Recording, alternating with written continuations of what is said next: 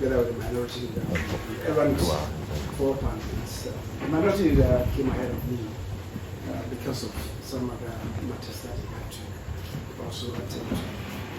So I arrived just the day before yesterday, and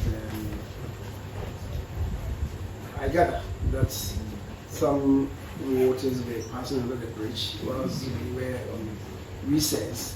So it's important to correct some erroneous impression that's being put out there, unfortunately, by our colleagues in Parliament. I think the first one relates to the referral of some members of Parliament to the Privileges Committee, which referral was made by the Right Honourable Speaker when he came to preside. Some disagreements after the referral was made by the Speaker was expressed by the Majority Chief Whip, the Minority Chief Whip, and he challenged the position of the Speaker to refer the content of the petition that he had received to the Privileges Committee for investigation. First of all, I think it's important to express disagreements with the Chief Whip for the minority in his own understanding of what the rules provide. A speaker can receive petitions from outside. And indeed, as you are all aware, demonstrators come to Parliament to present petitions.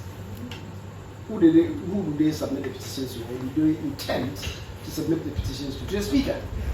And because the Speaker would ordinarily be presiding, he would oftentimes send the Majority Leader and the Minority Leader to go and receive the petitions on his behalf and submit the petitions to him. Once we receive the petitions, we relay same to the Speaker without any personal comments. Usually we will say to them that, well, petitioning the Speaker will submit the petition to the Speaker. We can only assure that the appropriate steps will be taken to deal with the contents of the petition that you're submitting. When the Speaker receives such a petition, the Speaker is, within his remit, after perusing the documents, to refer same to the appropriate committee for further investigation. So when my colleague said that he disagrees that the Speaker cannot receive petitions, I was wondering where he was deriving his strength from. Because clearly, by practice, by convention, speakers everywhere in the world receive petitions. And when they so receive petitions, we channel them to the appropriate committees in Parliament. So that's but we had, if you heard me when I was making my own submissions, I disagreed, however, with the Speaker when he said that after some conclusions had been arrived at after investigation by the committee, those conclusions to be contained in a report will be submitted to Parliament, that is a plenary. And plenary would not debate the report, but it will be for the information of Parliament.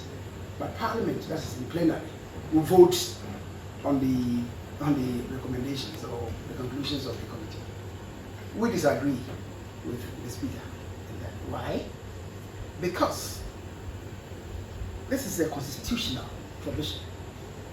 And the Constitution provides that when such a determination is made by a committee, that is in this case the Privileges Committee, the Privileges Committee would establish, first, the Speaker received the petition. What was the effect? Notifying the Speaker that these people have been away from Parliament for more than 15 sitting days, right? The Speaker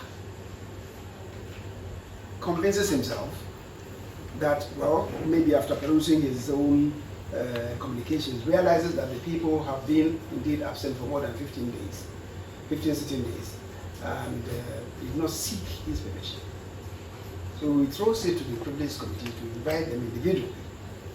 And seek to know from them whether they have any justifiable cause for absenting themselves. If the Privileges Committee establishes that any of them had no reasonable cause to have absented himself or herself, they will do a report on that. That is the end of it.